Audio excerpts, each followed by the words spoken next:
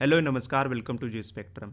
तो जापान के अंदर काफ़ी ज़्यादा हमें शिफ्ट देखने को मिला है। कहाँ जापान को हम एक शांति वाला देश माना करते थे, हमेशा शांति की तरफ रहने वाला। वर्ल्ड वॉर सेकेंड के बाद से वो उसने डिसाइड ही किया था कि हम शांति की तरफ ही रहेंगे। लेकिन अब एक मेजर चेंज हमें देखने को मिल रहा है उनके डिफेंस में, उनके मिलिट्री में, उनके जियोपॉलिटिकल इवेंट में हमें बहुत ज़्यादा बड़ा चेंज देखने को मिल रहा है। आपको रिसेंट में पता ही होगा, जापान ने अपना फिजिकल ईयर का बजट पेश किया है, फिजिकल ईयर फॉर 2026 के लिए, जिसमें 120 ट्रिलियन यानी या फिर कहें 775 बिलियन डॉलर के, जो कि उनके इतिहास का सबसे बड़ा डिफेंस बजट है। ठीक है, एक्सीडिंग 120 ट्रिलियन यन यानी 775 बिलियन डॉलर, बहुत ज़्यादा है। लेकिन इसमें सबसे ज़्यादा जो चर्चा में रहा वो था इनका डिफेंस बजट। जी हाँ, क्योंकि जापान गवर्नमेंट, यहाँ पे आप देख सकते, Japan government green lights record 58 billion defence budget एमिड regional tension.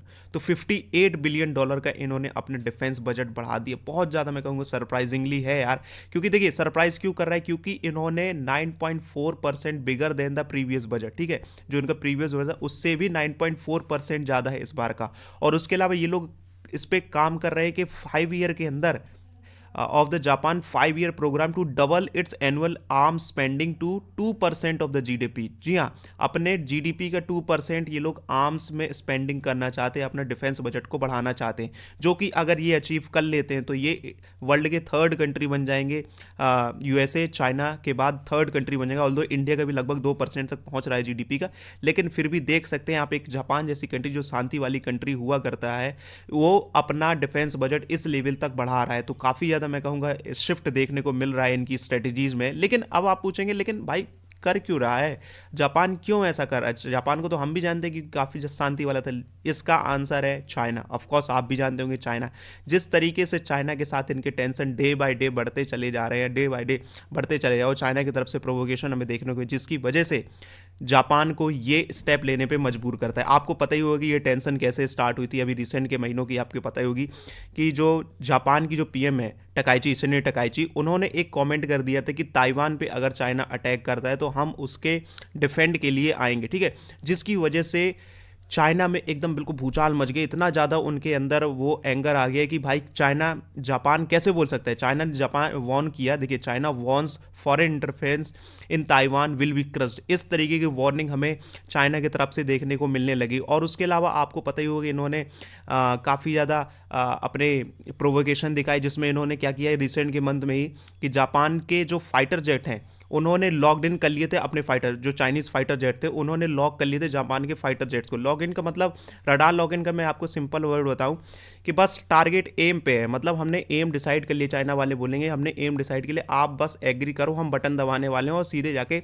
Fire हो जाएगा उनके प्लेन पे। ठीक है, उनके फाइटर पे। तो ये मतलब होता है लॉग इन का, तो लॉक्ड ऑन कर, रडार लॉकडाउन का। ठीक है, तो ये जापान ने वॉर्न किया था, प्रोटेस्ट किया था कि चाइना की तरफ से ये प्रोवोकेशन हमें देखने को मिली। और उसके अलावा उसके ये चीज़ होने के बाद इन्होंने क्या किया, चाइनीज़ जो फाइटर जेट है उसके अलावा 7 इन्होंने रशियन फाइटर जेट को साथ में बुलाया और उसके साथ इन्होंने एक मिलिट्री ड्रिल करने की कोशिश की साउथ कोरिया के एयर डिफेंस में, जापान के पास को की। यानी कितना ज़्यादा प्रेशर बनाने की कोशिश में लगा था चाइना जापान के ऊपर कि आपको ने ये जो कमेंट की इसका आपको खामियाजा भुगतना पड़ेगा। और उसके अलावा इन्होंने क्या किया, चाइना वालों ने जो एक्सपोर्ट आते थे जापान से चाइना में उनको भी बैन कर दिया था और अपने सिटीजन्स को कह दिया था कि अब आप जापान मत विजिट करने जाइएगा। ठीक है, तो इस लेवल तक की एस्केलेशन इन पे यहाँ पे बढ़ने लगी थी जापान और चाइना के बीच में। ऑल्दो फिर उसके अलावा क्या हुआ कि यूएसए से भी इसने बात की थी चाइना ने कि आप अपने जो जापान को उस पर लगाम लगा के रखिए। यहाँ पे देख सकते हैं कि China top paper urges US to rein, मतलब लगाम लगा के रखिए, लगाम लगा के रखिए टोक्यो ओवर ताइवान। तो ट्रंप ने भी फिर उसके बाद सेनेट टकाइची से बात की और उन्होंने कहा कि Japan to lower the volume. तो उतना ज़्यादा सपोर्ट नहीं देखने को मिला था ऑल्दो जापान को यूएसए के साथ, लेकिन फिर भी कुछ दिनों बाद से जरूर यूएसए के फाइटर जेट साथ में फ्लाई किए थे जापान फाइटर जेट के साथ, एक स्ट्रॉन्ग मैसेज देने के लिए कि हम भी यूएसए और जापान साथ में मिलकर काम कर रहे हैं आपके। लेकिन फिर भी बहुत ज़्यादा लेट हुआ था, जिसकी वजह से अब ये सब इवेंट जो चल रहे थे ना, इन्हीं कारणों की वजह से जापान को मजबूर करता है कि वो अपना डिफेंस बजट बढ़ा दे, एक शांति वाली कंट्री से एक थोड़ा मिलिट्रीली पावरफुल कंट्री बनने की राह पे चलने के लिए मजबूर कर रहा था। देखिए, अब थोड़ा सा समझते हैं कि इस बजट में आखिरकार क्या क्या कॉन्क्लूड करके रखा गया है। ठीक है, तो इस बजट में देखिए $6.2 बिलियन का ये लोग क्या करने हैं, मिसाइल कैपेबिलिटीज़ को एनहेंस करने वाले, ठीक है, उसको बढ़ाने वाले हैं। और उसके अलावा 1.13 में ये लोग परचेज करने वाले domestically produced and upgrade type 12 surface to missile, ठीक है, which have estimated range about 1000 kilometre, मतलब 1000 किलोमीटर तक की रेंज वाले ये लोग मिसाइल्स वगैरह को भी प्रोड्यूस करने वाले हैं और खरीदने वाले हैं। आप 1000 किलोमीटर से आप समझ सकते हैं कि चाइना के काफ़ी ज़्यादा पार्ट को भी ये लोग रेंज में पहुंच सकते हैं और चाइना के काफ़ी ज़्यादा एरिया को भी ये कवर कर सकते हैं इस रेंज से, ठीक है। और उसके अलावा यहाँ पे आप देख सकते हैं कि to strengthen the coastal defence, आपको पता ही होगा कि चाइना जापान की जो है कोस्टल एरियाज बहुत ज़्यादा उनके पास, बहुत ज़्यादा थाउजेंड्स ऑफ द आइलैंड हैं इनके पास, तो उनकी भी रक्षा करने के लिए उन्होंने क्या किया कि number of unarmed aerial surface and under water drone for the surveillance and defence, जिसका इन्होंने नाम दिया, शील्ड नाम से दिया। तो इन चीज़ों को भी ये डिप्लॉय करेंगे, अनआर्म्ड ड्रोन बनाने वाले हैं सर्विलेंस के लिए, और इसको 2028 तक ये लोग ऑपरेशनल भी कर देंगे। आपको पता ही होगा कि थोड़ा सा क्या है, जापान में एजिंग पॉपुलेशन काफ़ी ज़्यादा है और आइलैंड वगैरह इनके पास बहुत ज़्यादा है, तो जिसकी वजह से इनको ट्रूप की कमी लगती है, तो जिसकी वजह से ये लोग अनआर्म्ड ड्रोन पे काफ़ी ज़्यादा काम करने की कोशिश कर रहे हैं। ऑल्दो उसके अलावा ये लोग क्या कर रहे हैं कि मतलब जो न्यू जनरेशन के जो फाइटर जेट है उनके साथ भी काम कर रहे हैं, उसके प्रति भी इन्होंने बजट जारी किया है, जो इटली और ब्रिटेन के साथ ये लोग मिलके और नेक्स्ट जनरेशन का जो फाइटर जेट बनाने वाले। तो और यही थी इनकी एक्सपेंडिंग, ठीक है। तो यहाँ से साफ पता चलता है कि जापान अब किस स्ट्रेटजी पे मूव कर रहा है, ठीक है।